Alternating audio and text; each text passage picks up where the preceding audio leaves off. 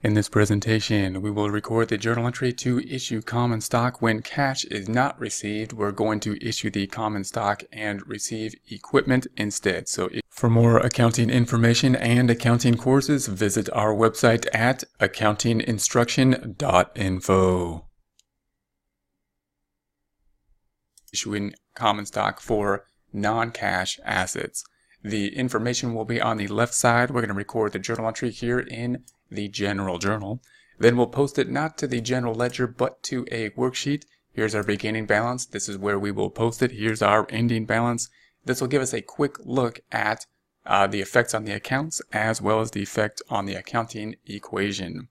We've got the assets in green, we've got the liabilities in orange, the equity in light blue, the revenue and expenses in dark blue. We can see that we're in balance because the debits are non-bracketed or positive for Excel, and bracketed or credited for Excel are credits. Debits minus the credits equals 0. That's what the green 0 indicates.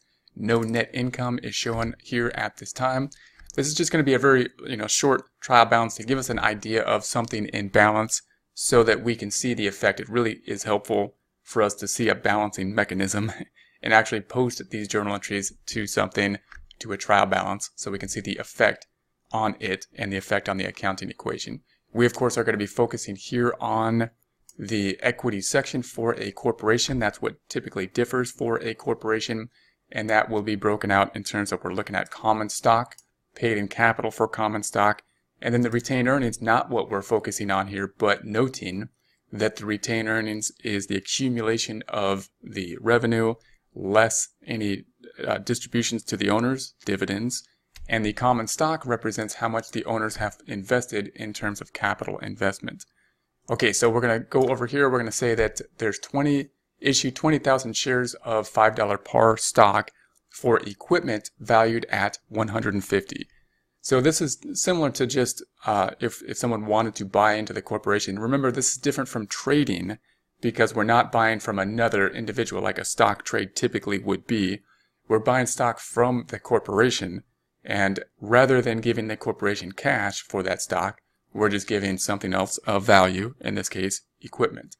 So to do that, we need to kind of know the value of the equipment that we're giving, so that'll determine basically the market price of the stock. And that's really the confusing component here. And it may actually work the other way around. We might know the market price of the stock because it's exchanging possibly on a market exchange. And therefore, the negotiation process might tell us basically what the equipment cost is. But in any case, there's a market transaction happening here, and therefore it's going to determine, the market transaction will determine or tell us what the price is of the equipment and or the market price of the stock. That will differ then from the par value just being an arbitrary number that we assign to the stocks in order to standardize them. So to record this, first we're going to say, well, is cash affected? And the answer for the corporation, no, we didn't get cash. We sold it for equipment. So what did happen is that we got another asset. We got equipment. What did we get? Equipment. Equipment's also an asset. It's got a debit balance. We need to go up. So we're going to do the same thing to it, another debit. So I'm going to copy the equipment in F8, right-click and copy. We'll put that up top in B2. Right-click and paste 1, 2, 3, just the values. We could type that in there as well if we so choose. The amount's just going to be the market value of the equipment. So they're going to typically give that in a problem. We'd have to figure out what that would be in practice. And if our stock is traded on the exchange, then whatever we determine, that might help us to determine the market price of the equipment. So we're going to say the equipment is worth $150,000. Then we're going to credit something. Now we're going to credit something in the capital section as we would just if we invested equipment in a sole proprietor or a partnership. But this time we're going to issue stocks. So it's going to be some type of stock issuance that is going to be given for that equipment. That's going to be the common stock. So it's a credit balance representing what is owed to the owners. We're going to make it go up by doing the same thing to it, another credit. So I'm going to right click on the common stock, right click and copy. Put that in B3, right-click and paste 1, 2, 3, or we can just type it in there. The tricky thing is that it's not going to be a credit of $150,000. Why? because there's a par value. And the par value is just going to be a standardized value. So it's not going to change with the market price. When we sell the stock, we're going to sell it for whatever we can. And therefore, we're going to, whatever equipment, as much equipment as we can get, we're going to sell it for that, because that's what we do on the market price. The par value will just give us a standard number so that it will standardize this number. So all we're going to do on the par value is take the 20,000 shares we issued times 5, and that'll be the 100,000. So I'm going to do that with a calculation here by saying rather than equals negative 20,000 times 5, and that'll be the negative 100,000. The difference between the 150 we got in value for the equipment and the 100,000 is 50,000, what we need as a credit here in order to be in balance.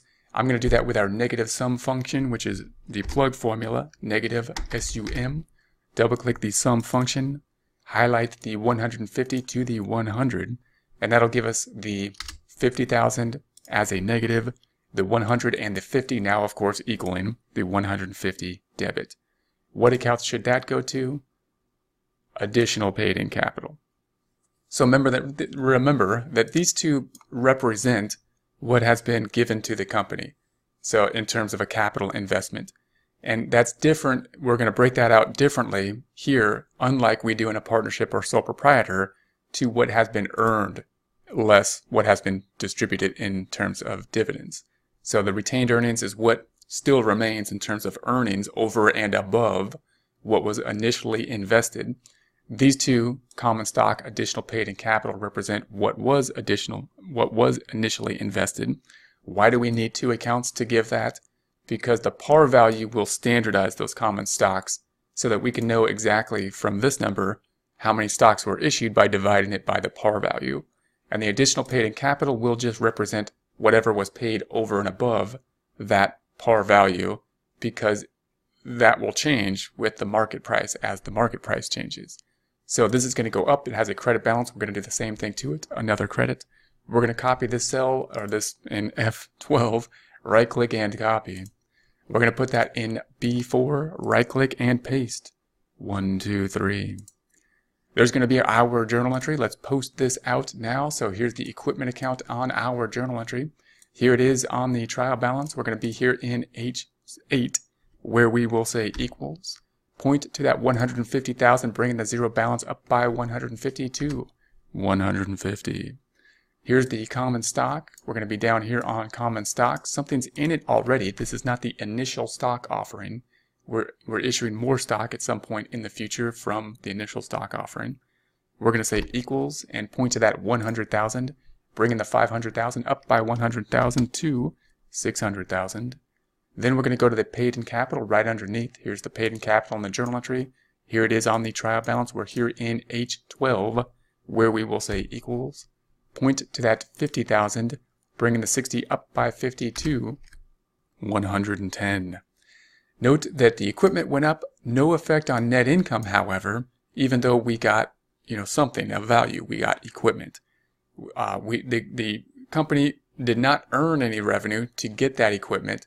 What they did is give out some capital, some earning potential in the company. And so that's so that the ownership went up, or the amount that's owed back to the owners, in essence, went up. Okay, so that's going to be our transaction. We're going to go then over here and take a look at just the equity section of the calculation of equity in like more of a financial statement format, where we would see this kind of confusing component in terms of the wording. We'd have to say that the common stock, there's $5 par common stock. This is the amount that was authorized, meaning they have the ability to issue up to 150,000 shares. And how many are issued and outstanding? We can find that by looking at our numbers here. We can say, well, there's $600 worth of common stock divided by the par value, which is $5. Means 120,000 are issued and outstanding. So that's that's what's useful about that kind of symmetry. 120,000 And then if we go over here, we're going to put in M10.